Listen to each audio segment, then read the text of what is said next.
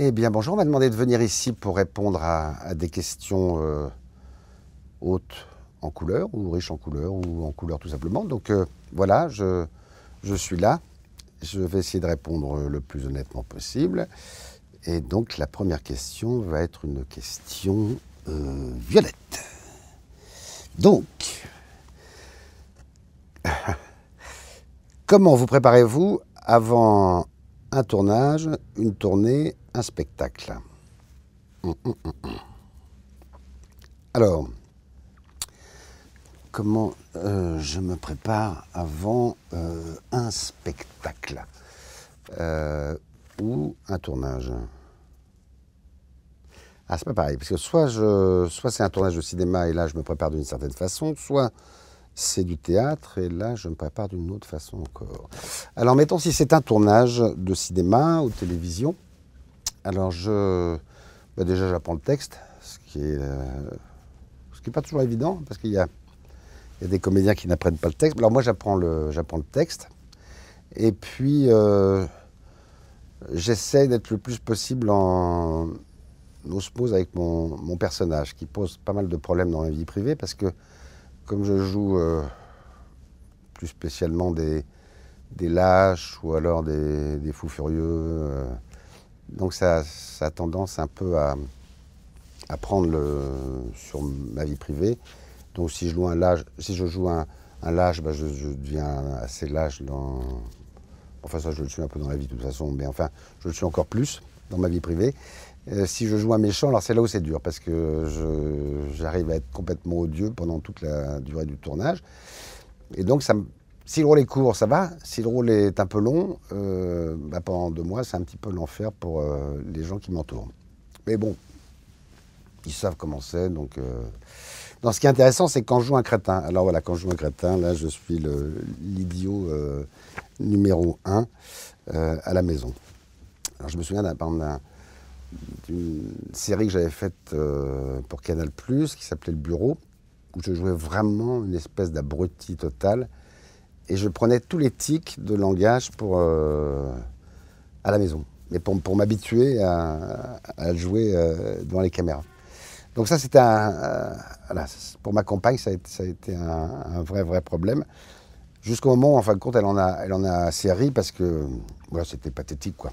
Mais voilà. Et puis pour le théâtre, alors là, par contre, c'est un peu différent, parce que au théâtre, on répète énormément, on répète à peu près 6-7 heures par jour.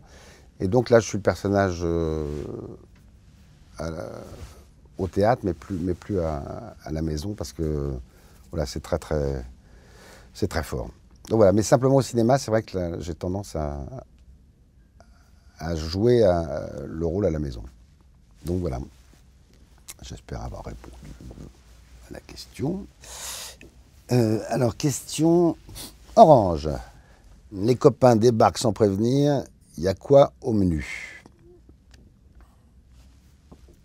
Alors maintenant que j'habite Pantin, j'ai de moins en moins de copains qui débarquent à l'improviste. Mais enfin bon, si ça arrive, j'ai une cave assez importante. Déjà, il y a du vin, ça, il n'y a pas de problème. Il y a les alcools, ça, il n'y a pas de problème.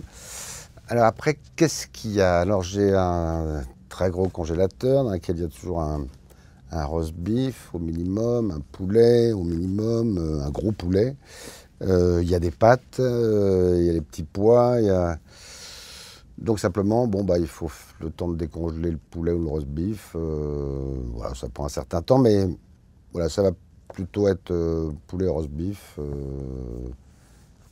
pâtes, haricots verts en boîte. Et puis il y a du gâteau congelé aussi, que je fais décongeler au micro-ondes. Ça m'est arrivé.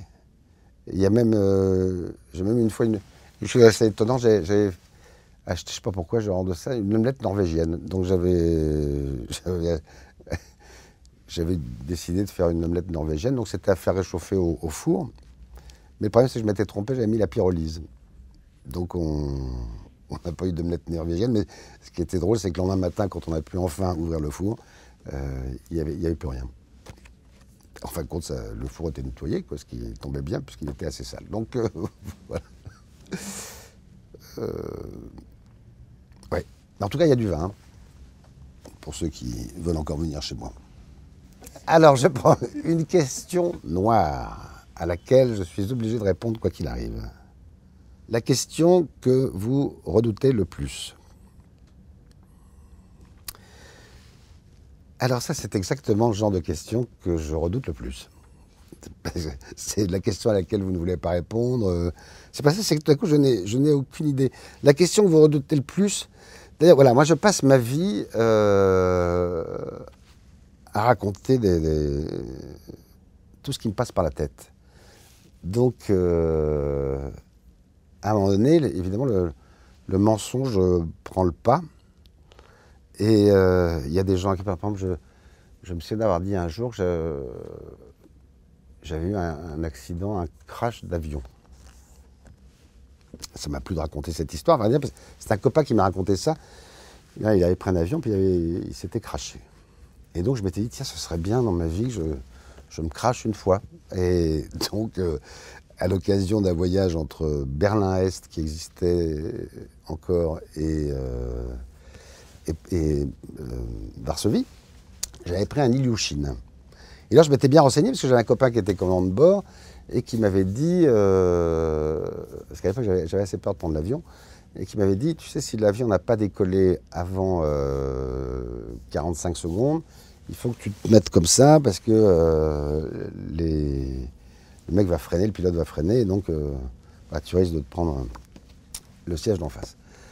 Et donc voilà, j'avais pris cet avion, c'était Ilyushin. Alors ce qui est vrai, c'est que l'avion a décollé à 1 minute et 20 secondes. Donc déjà, moi, j'avais eu le temps de paniquer. Mais c'était un bimoteur. Donc les bimoteurs, évidemment, ça prend plus de temps pour... Mais ça, je ne le savais pas. Donc j'étais persuadé qu'on allait se crasher une fois arrivé à Varsovie. Et une fois arrivé à Varsovie, l'avion avait circulé au-dessus de l'aéroport, on en était rendu compte. Et les ordres étaient donnés par l'équipage en allemand et en polonais. Donc je ne comprenais rien. Et puis donc l'avion s'est posé normalement, il n'y avait pas eu de problème. Sauf que moi, dans ma tête, je me suis dit, voilà, là l'avion s'est crashé, j'ai réussi à m'en sortir, il y a une dizaine de morts, etc. Et donc j'ai raconté ça absolument à tout le monde.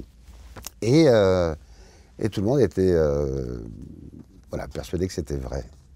Et puis à un moment donné, évidemment, j'ai dit à certains de mes amis que c'était faux. Puis à d'autres, je continuais à dire que c'était vrai.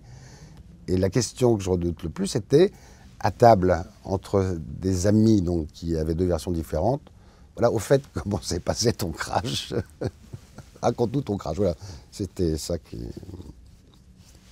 Bon, c'est un peu con comme réponse, mais enfin, voilà, c'était la question que je redoute le plus. Mais c'était pas par rapport au crash, simplement, c'était par rapport voilà, à tous les mensonges que j'ai eu dans ma vie. Donc c'était simplement la question que je redoute le plus, c'est me retrouver avec des gens qui ont deux versions différentes d'une même histoire. C'est simple. Je pourrais développer sur d'autres choses, mais le dernier mensonge est pas si lointain, donc je ne peux pas encore en parler, parce qu'en plus il y a des gens du métier, là on peut le faire hors interview si vous voulez, mais pas là. Mes origines, enfin donc voilà, hors interview, je peux en parler, sinon après je ne vais plus travailler dans ce métier. Je vais prendre le jaune et je lis la dernière blague faite à un ami. C'était quoi et à qui? Alors, la dernière blague faite à un ami, alors c'est un garçon qui s'appelle Jean-Baptiste Meyer, qui est quelqu'un qui travaille dans le cinéma, qui est un type extrêmement drôle, extrêmement brillant et assez lâche, il faut bien le dire, etc. Et passionné de rugby. Donc il se trouve, et de football, mais enfin là on s'en fout, c'est surtout le rugby.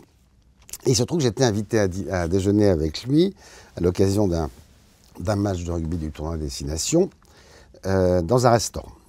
Et bon, tout à coup j'arrive à ce déjeuner avec lui. Et il y avait un joueur de rugby, un ancien joueur de rugby de l'équipe de France, il s'appelle Michel Palmier, et qui est un ancien seconde ligne. Donc à l'époque, il devait mesurer à peu près 2,05 m et peser 130 kg. Donc maintenant, il doit mesurer 2 mètres. sauf qu'il pèse 165 kilos à peu près, espèce de montagne comme ça, très très très très sympathique, très drôle, etc. Et pour mettre mon ami Jean-Baptiste dans l'embarras, je dis, tiens, bah voilà, Michel Palmier, explique-moi déjà, tu m'avais dit que tu le trouvais con, alors pourquoi tu... Donc évidemment, il dit, mais j'ai jamais dit ça. Je dis, mais si, tu m'as dit, mais si, Palmier de Béziers, vraiment, qu'est-ce qu'il est con, celui-là, qu'est-ce qu'il était con. Tu te souviens de ça? Et l'autre était devenu rouge, blême, etc. Et Palmier, qui est quelqu'un de très très fin, malgré son poids, me dit, ouais François, je sais que c'est toi qui le penses ça, c'est moi qui vais te mettre un bon... C'est à toi que je vais mettre mon poing sur la gueule. Voilà. Donc finalement, ça a failli se retourner contre moi, mais enfin bon, il y avait beaucoup d'humour, donc finalement, là, la blague que j'ai faite s'est retournée contre moi, mais ça n'a pas été si violent que ça. J'ai dû boire malheureusement de l'alcool à midi, ce que je ne supporte pas, donc j'ai été malade pendant toute la journée, et j'ai vu le match dans de très mauvaises conditions. Donc voilà, la dernière blague que j'ai faite.